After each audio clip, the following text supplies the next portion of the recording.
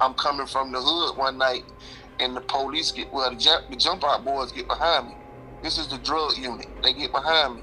So they don't pull me. They call for a regular city officer to pull me.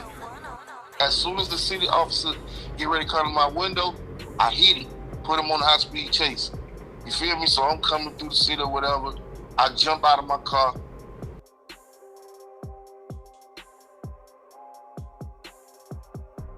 Okay, so I grew up in Panama, right? My mama died when I was 10 of a bad overdose of heroin. You know what I'm saying? Prior to her dying, and she died on Halloween night. You feel me? But prior to her dying, my mom was in prison 2 times. So imagine me being 10 years old. We only really got a short amount of time of my lifespan being together due to the fact of her being in prison or whatever. So I have one sibling, which is my sister. We was back and forth. My sister either lived with my grandma, I live with my auntie, which is my grandmother's sister. You know what I'm saying? She raised me. I speak about her in a lot of my music, named Ada May. But I jumped out the porch when I was 11. You know what I'm saying? Just start, doing certain things of what I was seeing in my neighborhood. I grew up in the projects. You feel me? So, just being a hustler was in me. You know what I'm saying? From my mama. You feel me? But I started doing my thing. At first, I was sneaking from my cousins. And my aunties, they sold drugs as well. So I steal some of their work. You feel me? Go cross town. And me and one of my friends used to do our thing. But long story short, when I got 15 years old, you know what I'm saying, I did my thing, and the police was on us or whatever. And when I came back out the Greyhound bus, actually I was coming from Tallahassee, got out the Greyhound bus, went to the spot, and the police rushed. That was my first trafficking case. You know what I'm saying? Which it was like 750 grams, almost a brick. You feel me? But back then, it was half cocaine and half hard. You know what I'm saying? You already know how, crack is way more stricter then. You feel me? But I was 15, and they weighed me to an adult. I actually took the whole charge. It was mine. You feel me? It was other people there, but they was older. You know what I'm saying? So I just took the whole case, and they basically used to ask me where I get it from, and I was a sarcastic ass kid at the time. You feel me? I tell them, I put my money in the ground. You feel me? And then I come back and the drugs there. They beat me put the telephone books on my head, on my chest. You know what I'm saying? Beat me and, all type of shit. I'm a kid, bro. You feel me? Like 15 years old, literally. So they waited, I was in the DYS. We call it DYS. Y'all may call it. I don't know what y'all call it, but it's, for juveniles. Yeah. But they waved me over to an adult. So they waved me over to an adult, and then my first time I went to prison, I went to Indian River, which is youth offender program, but it's 25 and under. You know what I'm saying? Of course you go through the reception center, which is Lake Butler, where everybody at. You know what I'm saying? That's what Death Row at in Florida. All type of shit. You feel me? So long story short, I did 2 years and 6 months. You know what I'm saying? So I got out, and my first sentence, this is crazy how the system works. My first sentence was an illegal guideline sentence. They gave me 5 years with 10 years probation. You feel me? So during this time, we had a system in Florida called CRD. You know what I'm saying? Control release date. Where they was giving out so much game time. If you had 5 years, you probably could come home in like 6 or 7 months. That's how much game time they was giving out every week. But for me, they gave me a control release date, meaning on a set date. I had to do 2 years. You know what I'm saying? So yeah, I did the 2 years. I came home. Let me rewind just a little bit because I just thought about it. My first initial charge, from when I started getting in trouble, I was coming home from school. I probably was I was in the 5th grade, and I had some new shoes or whatever, and was coming through the trail, and it started raining. And this white kid that lived in my neighborhood was playing and threw the board off from over the little ditch that we was walking across, and my shoes fell into the ditch. So I ran him down, beat him up and told him I was gonna beat his ass if he didn't give me the money for my shoes. You know what I'm saying? Man, I promise you, probably like 2 hours later, the police came and picked me up, and you can't even imagine what they charged me with. This was before you got caught with them with the 750 grams? Yeah, this was before. This was my very first charge. This was my very first charge. They charged me with extortion, bro. That shit was still on my record when I was an adult. That was part of, when I get to that story of me being, you know what I'm saying, of me, you know, get into my later times, my second time going to prison, you'll understand what I'm saying. But yeah, that was my first charge, bro. They gave me extortion. You know what I'm saying? And that shit's still on my record to this day. Like, it's crazy. Okay, so past that, I go to prison. I get out of prison. But I didn't go to prison for the extortion.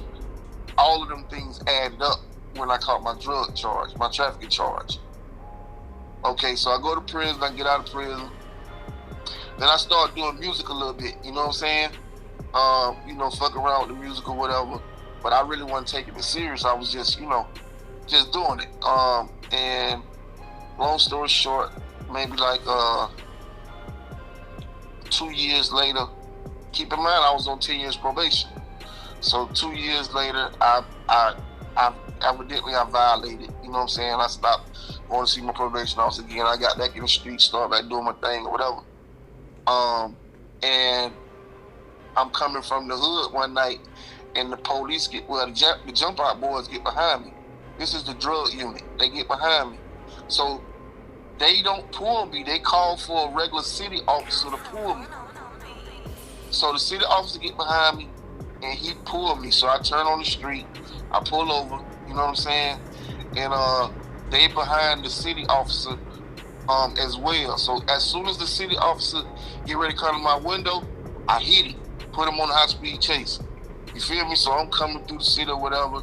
I jump out of my car, run in the woods, and you know, later on, they didn't catch me that night. But what they did was the drug unit got in my car and rode through it's a place that we call, in my city, called Candy Corner, which we call it the blocks. It's like what everybody go hang out at. You know what I'm saying? It's got 2 clubs, and then like a little place where you get food at or whatever, but like people just go there to hang out.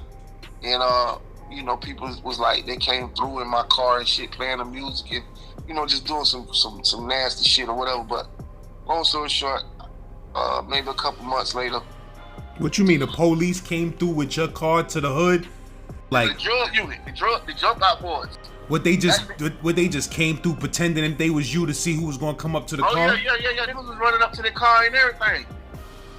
Like, that's what they do. They do that. They may come through the hood in a U-Haul or whatever, anything to jump out. Like that's how they do it. So a couple months pass. I wind up getting caught. You know what I'm saying? Leaving the block, the same place that I was telling you about. They got behind me again, and I put them on high-speed chase. But they caught me. They caught me this time with a firearm and a 4.5 of cocaine. You know what I'm saying? So I go to prison my second time. My sentence was 7 years, but I do 4 years. I do 4 years and like 2 months, some shit like that. 4 years and like 2 months. And that's when I moved to Atlanta. You know what I'm saying? My sister came and got me. When I got out of prison, I moved to Atlanta, and then I really kind of got serious with my music. Then I moved back to Florida, and I started back hustling again. You know what I'm saying? Make a long story short, I called a trafficking case because me and my homeboy was in the car, right? And he asked me to pull by the hotel or whatever before I drop him off. So as soon as I drop him off, he go in the hotel, he come out the hotel, the police rush. This is why I got a song called Indictment Papers. You know what I'm saying? But I say so many dots look like a nigga got the chicken pox. That's from all the red beam lights they had on us. You know what I'm saying? For us not to move the vehicle.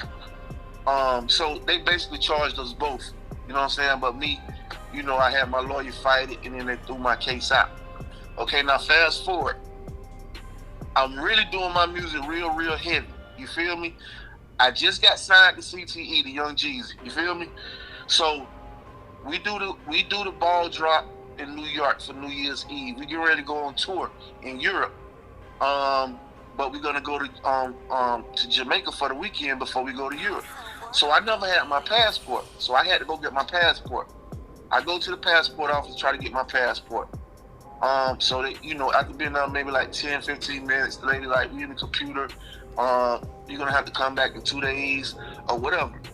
So I come back in 2 days, and when I come back well, they called me first and said, you can come get your passport. So I'm like, cool. I go to the passport office. As soon as I pull up, I just feel something. It don't even feel right. Like, you could just feel the vibe was off. So me and Slick pull in the car together. He in the car with me. And so I back in at the passport office, and it just seemed like extremely dead. Like in the whole parking lot, extremely dead. But it's a whole bunch of cars there.